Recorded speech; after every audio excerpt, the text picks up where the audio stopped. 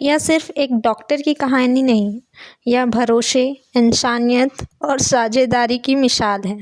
जब दुनिया ने जरवा जनजाति को असभ्य कहकर छोड़ दिया, तब डॉक्टर रतन चंद्र कर उनके बीच पहुँचे, बिना हथियार, बस कुछ केले, नारियल और ज़रूरी दवाइयाँ लेकर।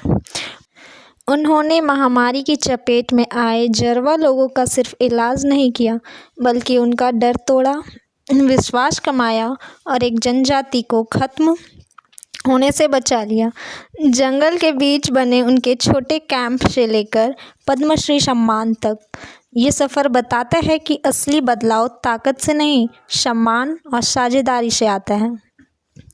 एक डॉक्टर जिन्होंने अंडमान की एक आदिवासी जनजाति जरवा को खत्म होने से बचा लिया। 1998 में डॉक्टर रतन चंद्र कर अंडमान के एक ऐसे समुद्र तट पर पहुंचे जहां पिछले 150 सालों से किसी बाहरी व्यक्ति ने कदम नहीं रखा था।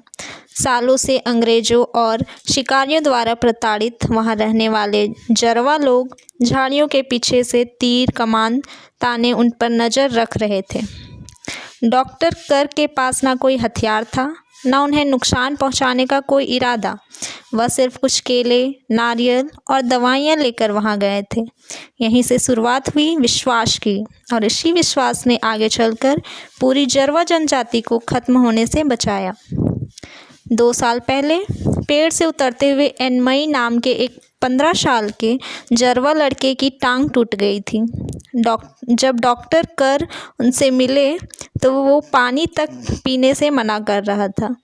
उन्होंने उसे जरवा के पारंपरिक तरीके से पकाई गई मछली बनवाकर खिलाई और बड़े प्यार से उसे इलाज के लिए राजी कर लिया।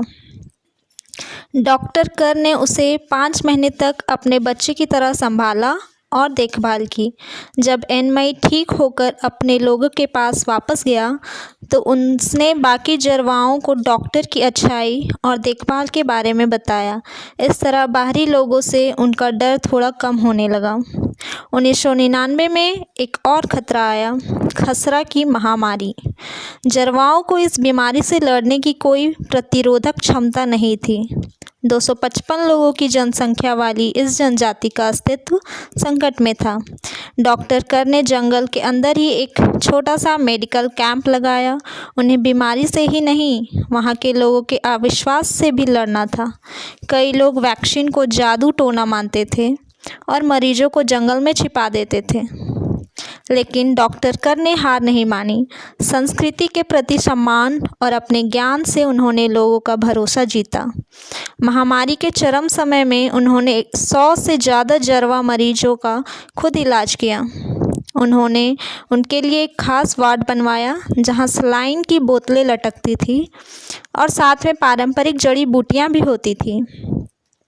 जरवा महिलाएं जब बच्चे को जन्म देने आई तो उन्हें उनकी पारंपरिक बैठने की पोजीशन में प्रसव करने दिया गया, ना कि अस्पताल के बेड पर लेटाकर।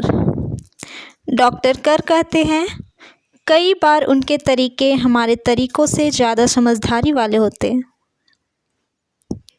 धीरे धीरे जरवा लोगों ने दवाओं को दुश्मन नहीं, साथी की तरह देखना शुरू किया। एक दिन एक डरी हुई माँ अपनी निमोनिया से पीड़ित बच्चे को लेकर आई। डॉक्टर कर के दिए गए इंजेक्शन ने उसकी जान बचा ली। ये खबर जल्द ही लोगों में फैली और अब माँ ने अपने बच्चों को लेकर खुद डॉक्टर के पास आने लगी।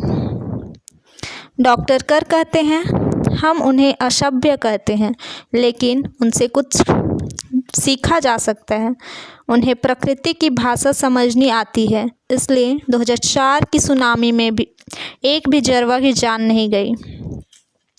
जरवा जनजाति की आबादी को 255 से बढ़ाकर 560 तक पहुंचाने में योगदान देने के लिए डॉक्टर कर को पद्मश्री पुरस्कार से सम्मानित किया गया।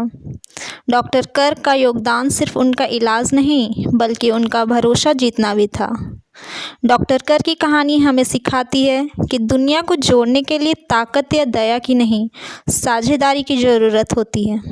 जरवा लोगों ने उन्हें वो सिखाया जो मेडिकल कॉलेज भी नहीं सिखा सकता था। जब हम दूसरे को इंसान की तरह देखना शुरू करते हैं, तभी सच्चे रिश्ते बनते हैं।